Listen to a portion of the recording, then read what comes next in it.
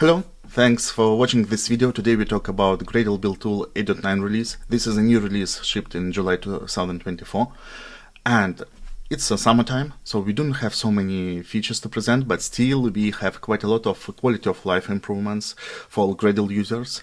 We have better reporting for variant ambiguity problems, also configuration cache misses. Gradle Daemon now shows JVM information for its users. And of course, we have many bug fixes contributed by all the community members.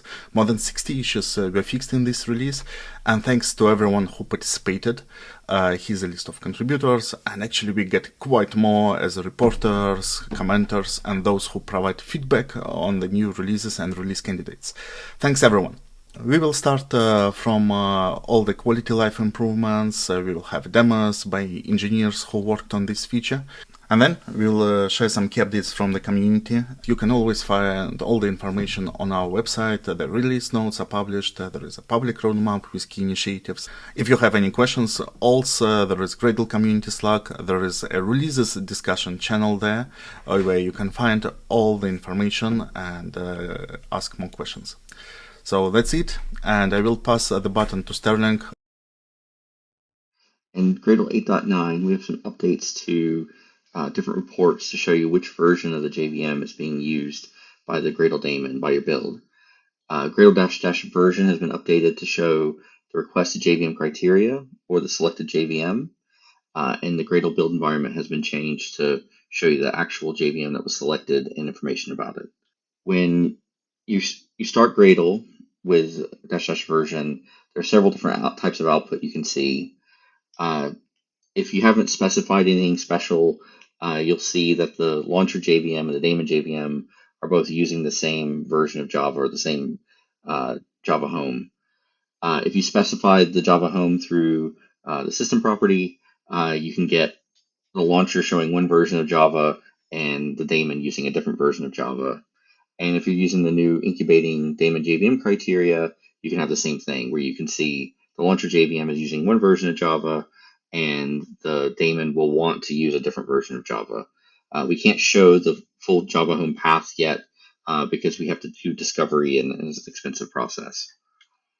The build environment is a task you can run. Up to now, it's showed you the class path of your build script, but it's also been added now to show you the version of Java that the Daemon is using, along with its Java home, Java version, vendor, or all that stuff. Thank you, Sterling. And the next one is Gradle dependency ambiguity reporting by Tom Tresansky from the same team. We're continuing to improve the comprehensibility of error reporting during dependency resolution. As with previous work in this area, the goal is not to require a software developer to have a deep knowledge of variant selection to interpret an error, but to have Gradle do it for you.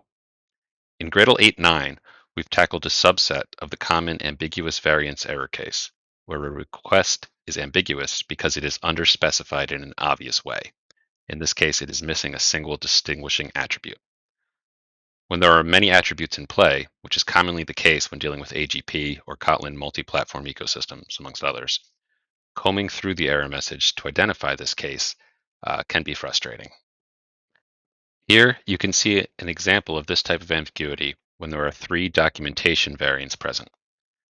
The only attribute we're requesting here is the documentation category, so Gradle has no way to pick one of these variants. The result is this wall of text, which is actually truncated here. It probably takes a reader some time to parse that there is a 3-way ambiguity in play here, and even longer to determine that it's the docs type attribute that differs between the 3 variants. And here's the new message for that same situation, which is much more understandable and actionable. Gradle now not only reports the problem, but has analyzed it and suggested the obvious solution, adding the docs type attribute. All the probably extraneous comprehensive attribute information has been removed, but it is still available in the dependency insight report if needed. This new format is only used when there is exactly one missing attribute that has different values for all of the available ambiguous variants, and it is almost always the solution to add that attribute to the request to remove the ambiguity. Thank you. It's definitely helpful for those who need to troubleshoot dependency variants. And the next one is configuration cache misses reporting. Rafael will present on the new capabilities. When the configuration cache cannot be reused, it's important for the user to understand why. In previous releases, when the configuration cache could not be reused because of some file-related change, you'd get a very general reason telling you that such file had changed. Whereas in this release, when you have a cache miss that happens due to some file changing, you see a more precise reason telling you whether the file had actually just changed, was removed, or replaced by a directory. Thank you, Rafael. And now let's discuss one bug that has been haunting people for a long time, when built init was overriding contents of the folder, and Tom will present. We've added some guardrails to the Gradle init task to prevent accidental file overwrites and allow for more reliable recovery if init fails. There's now a new overwrite option on the init task. Unless that option is present, init will prompt for confirmation if it detects any existing files in the new project directory. This avoids accidental overwrites and loss of data in those files, especially if init is accidentally run in the wrong directory. It also prevents generating an invalid project if init is rerun after a failure. Gradle detects the special case of converting an existing Maven build and doesn't show this prop then. Thank you, Tom, for the presentation. As I said, there are also many other issues that have been fixed in 8.9 release. Check out the release notes for the information, and of course we will appreciate your feedback. Meanwhile, I would like to discuss a few other community news, so it's just a glance. You can find a lot more in the published newsletter.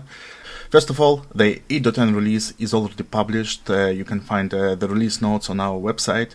There is quite a few highlights like support for Java 23, also massive configuration cache improvements in terms of disk space savings, and you can see more on the release notes. Another bigger thing that I would like to mention for the documentation, we have a Gradle Cookbook. It's a new list of recipes for Gradle developers. For example, when you develop for Kotlin, for Android, they we intend to publish key recipes, and we already moved CI integrations from the main Gradle documentation site to Gradle Cookbook. All the contributions are welcome. Check out the contributing guidelines here.